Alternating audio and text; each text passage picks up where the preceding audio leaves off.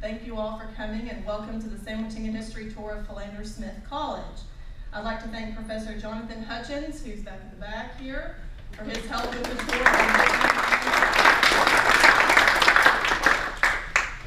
So we're going to do the tour a little bit differently today. If you can't tell, I don't usually do PowerPoint, but we're going to, and we almost didn't today anyway. Technical difficulties, but we got it all figured out. I'm going to talk in here where it's easy for you guys to hear and see everything, and then after I'm done talking about the history of the college and the buildings, then you'll have the option to walk around with me and we'll go inside several of those historic buildings, okay? For any architects in the audience, this tour is worth 1 hour of continuing education credit through the American Institute of Architects. If you're interested in that, you can see me or Patricia Blick after the tour if you're interested. The Philander Smith College Historic District includes buildings associated with the first historically black four-year college in Arkansas and was listed in the National Register of Historic Places in 1999. Walden Seminary, the precursor to Philander Smith College, was established on November 7, 1877 to serve as the official educational institution of the Little Rock Annual Conference of the Methodist Episcopal Church, North. That's a mouthful. So, some quick background information on the Methodist Church so you'll understand that terminology, the Methodist Episcopal Church, and then sometimes they go ahead and say North after it too. The largest and most divisive split in the Methodist Church happened in 1844 over the issue of slavery. You have the Methodist Episcopal Church South supporting slavery while the ME Church or ME Church North did not. And most Methodist Episcopal churches in Arkansas, the north side, they ceased worship until after Reconstruction. Even after the Civil War, Arkansas Methodists were segregated in two separate conferences within the state, and black Methodist congregations belonged to the Little Rock Annual Conference. The Uniting Conference of 1939 brought both of those groups together, the ME Church South and ME Church North, and they became the Methodist Church. The United Methodist Church was created in 1968 when the Methodist Church joined with the Evangelical United Brethren Church to become today's United Methodist Church. Even so, the United Methodist Church remained racially segregated in two separate annual conferences until 1972 in Arkansas. So back to Walden Seminary. Walden Seminary was named in honor of Bishop John Morgan Walden, who was a founding member and secretary of the Freedmen's Aid Society, which was located in the Wesley Chapel Methodist Episcopal Church at 8th and Broadway Streets in Little Rock. The Freedmen's Aid Society was founded by the ME Church North in 1866 to encourage the establishment of schools and colleges for African Americans in the South. In 1879, Walden Seminary moved with the church to a new location at 10th and Center Streets, and shortly thereafter, operations at the seminary were temporarily suspended due to a lack of funding. The seminary reopened in 1881, and the following year it received a gift of $10,500 from Adeline Smith, the widow of Philander Smith of Oak Park, Illinois, which prompted the institution to change its name to Philander Smith College. And I think how that came about was the president of Little Rock University, which was the white, Walden Seminary was the black seminary, and there was Little Rock University, which was the Methodist white seminary in Little Rock. I think the president of that institution was in Illinois soliciting, trying to get money for the college, and Miss Adeline Smith was going to give them money, so she went ahead and said, okay, we're going to give also some money for Walden Seminary. So they changed the institution's name to Philander Smith College. Before his death, Philander Smith donated money for mission work in Asia, and he was also very interested in the work of the Methodist Church in the South. In the 1880s, Mrs. Smith's endowment enabled the college to construct buildings on a new site at 11th and Izzard Streets. In 1883, land at the southeast corner of 11th and State Streets was purchased for a new location of the Wesley Chapel ME Church, just one block to the east of the Philander Smith College campus. On March the 3rd, 1883, Philander Smith College became the first historically black four-year college in Arkansas. The college offered vocational training, as well as courses in journalism, advertising composition, Greek, Latin, algebra, and natural philosophy, and awarded both Bachelor of Arts and Bachelor of Science degrees. Religious education was required as part of the curriculum. They were still affiliated with the Methodist Church. In addition to college-level classes, Philander Smith also operated a grammar and a secondary school. The grammar school was eliminated in 1923, followed by the secondary school in the early 1930s. In 1925, George R. Smith College, which was founded in 1894 in Sedalia, Missouri, by the Freedmen's Aid Society, that college burned. And at that time, Robert B. Hayes, who had been the former head of the science department at Philander Smith, was then president of George R. Smith College. In 1933, the assets of George R. Smith were transferred to Philander Smith, so those two institutions merged in 1933. In July of 1948, during the administration of Philander Smith College President Dr. M.L. Harris, the college purchased the former Little Rock Junior College site on the block bounded by 12th, State, 13th, and Izzard Streets. They bought that block from the Little Rock School District. I know this is really confusing about the location, that's why I've got a PowerPoint. I'll show you a bunch of Sanborn maps in just a minute. So about the Little Rock Junior College, that's interesting. Due to an increase in enrollment after World War II, in 1947, the Little Rock Junior College moved to their 80-acre site on the east side of Hayes Street, now University Avenue, leaving behind the old UM Rose School and a gymnasium built with WPA labor at 13th and State Street. Little Rock Junior College exists today, of course, as the University of Arkansas at Little Rock.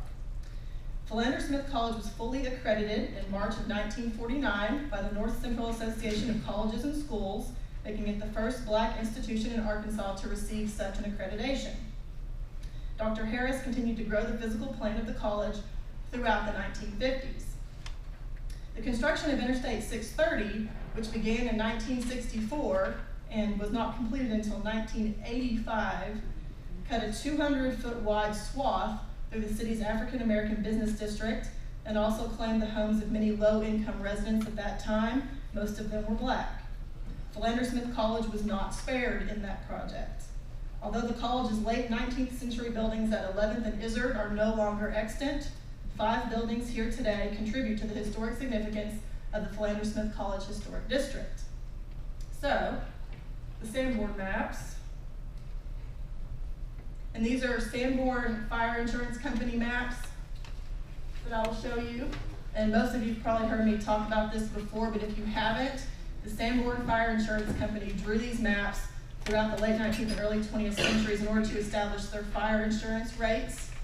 And so they would do like a bird's eye view drawing of your town and the buildings that were there. And they would label them as far as their use, their material. The original maps are color coded. These are copies, so they're black and white. So that's how they would base your fire insurance rates. But they're a great tool for historical research. All right, so you're looking at Philander Smith College's campus in 1897 on that Sanborn map. So over here was their main building, built in 1883. And they had a building kind of attached and a little addition to the side for classrooms. A manual training or the vocational training program was in this building. And that's all they had, 1897. Then so you can see on the map what was their main building I was pointing to. This is a rendering on the left side, so you can see it better, but there's a copy of a photograph on the bottom right. That's the same building. That was their main building they constructed with that endowment money in 1883. 1913 is the next Sanborn map. And in order for you guys to see the maps and then also kind of get an idea of the arrangement, it's not lined up exactly. You can see my 10th Street and my 10th Street are not exactly lined up, and 11th, and then Izzard runs right here through the middle of everything. But they kind of had buildings spread out in a couple blocks, but all clustered closely together. This is their 1883 building here. This is the vocational ed building to the side. And then they had built some new buildings. Epworth Hall was going to be a dormitory, and that says from plans. So it was just then under construction in 1913. And then down here on this corner, southeast corner of 11th and Izzard, that was called the Adeline Smith Home, and that would become a dormitory and admin offices. The 1939 Sanborn. the next year they made them. Same buildings, but they had acquired, they lost a building in here, the vocational ed building was gone by then, and they had acquired this building for a men's dorm and this building for home economics. By 1950, their campus had grown considerably. So they had some of the same buildings we've seen. This one under a new name, Webb Hall at that point in time. Home Ec, the main building, a men's dorm. Then at the southwest corner of 11th and Izzard Streets, they have a senior women's dormitory. This is the cool thing, I thought. You can see the barracks, because that is still there, and I'll talk about that building. And it was used as a gymnasium early on. You got the Walden Smith Hall still. And on top of all that, to the south, which I couldn't fit on that slide, but also in 1948, I just told you they acquired that one block section from the Little Rock School District, which had belonged to the Little Rock Junior College before they moved out to university. So some of these buildings are still here. This one, the old Rose Elementary School, later used by LRJC and now by Philander Smith. And then the auditorium, as it's called there, that's the old gym, the WPA built gymnasium, still there. This one is not. This one-story science building is not there anymore. This is a Google map to show you what you're looking at today. And you've got maps. Most of you have maps, campus maps in your hands, so you can see too what you're looking at. But this kind of 9-block area here is the current campus of Philander Smith. And right now we are here. We're in this building, the Kendall Center. That's where we are now. And some more interesting info for you before we get to the actual buildings. Philander Smith College acquired about 3.5 blocks of land in January of 1969. It was this block here that we're on, the block to our south, block to the southeast that's still open green space, and then half of this block where the parking lot is here to the north of us.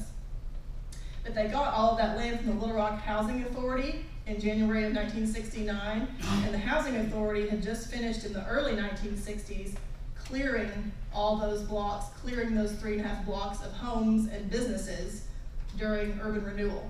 They had a bunch of urban renewal money from the federal government, and they had used that to tear down all the buildings on those blocks. So whenever Philander Smith acquired that land, it was already completely devoid of buildings. First building we're going to talk about with the red star is the old Rose School.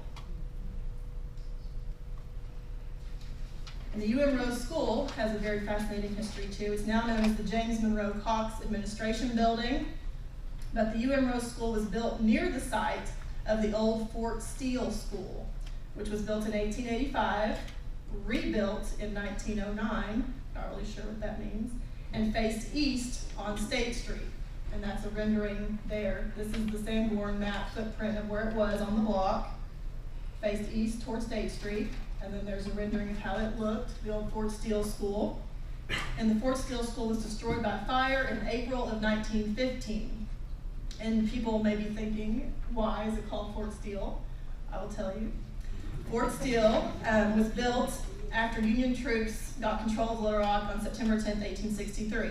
They built this fort on what was then kind of the southwestern edge of Little Rock to protect against a Confederate counterattack.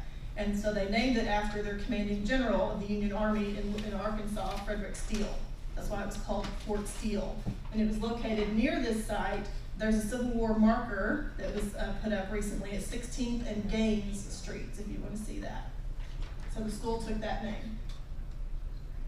That's a picture of the Rose School whenever it was an elementary school out in front on the front steps. Designed by Little Rock architect John Parks Almond in the colonial revival style, the Rose Elementary School was built in 1915 to replace the Fort Steele School and served as an elementary until 1930.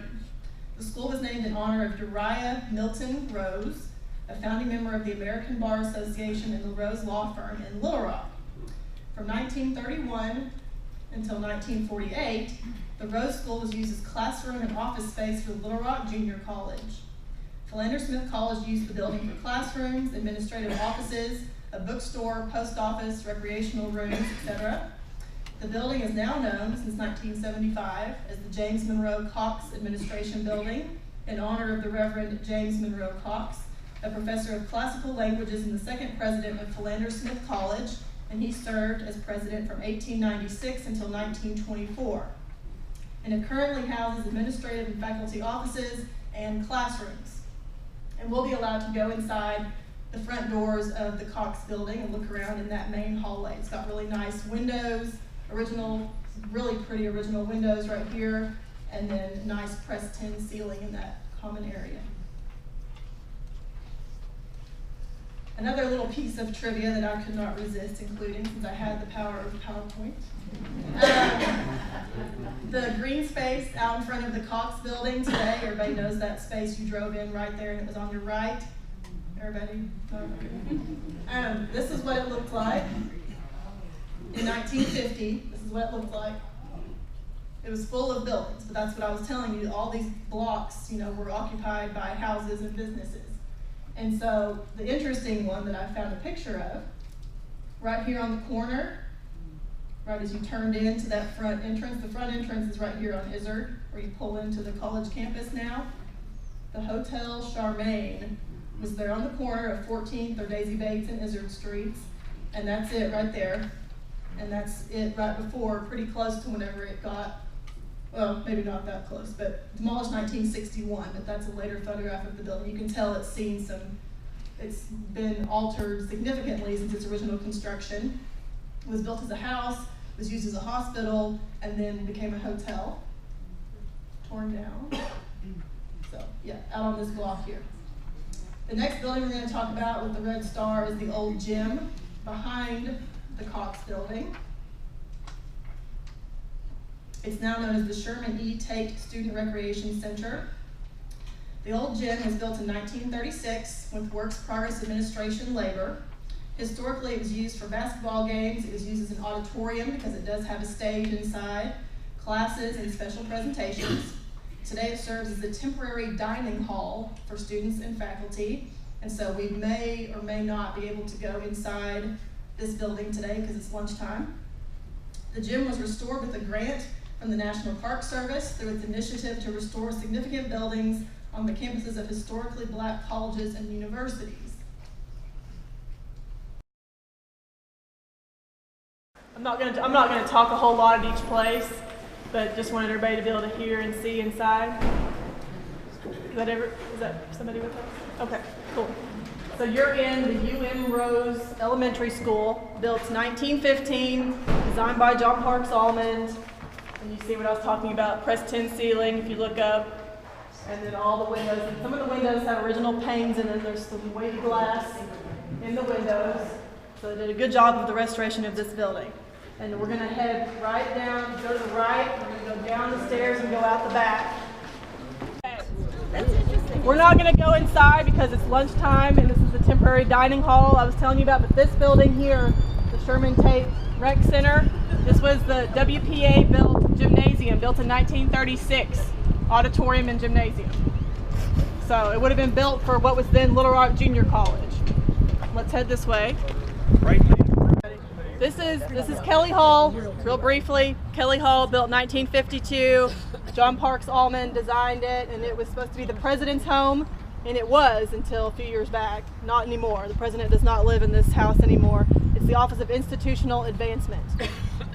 And then we're just gonna, while we're standing here and everybody can see, turn around and look at the white building there on the corner. That's the barracks building I mentioned, the old Army barracks they got in 1948 from Camp Robinson. So that was renovated in 2009 to be an honors dorm, and it's temporarily vacant. I don't know what the plan is for it, but it's all retrofitted inside for people to use as housing residence hall. And we're gonna. Is that place you showed us on the thing? Yes, we're gonna walk right here and take a right. We're gonna hang a right and go right in front of the Fine Arts Center, and we're gonna go ahead and stick our heads in there. Hello.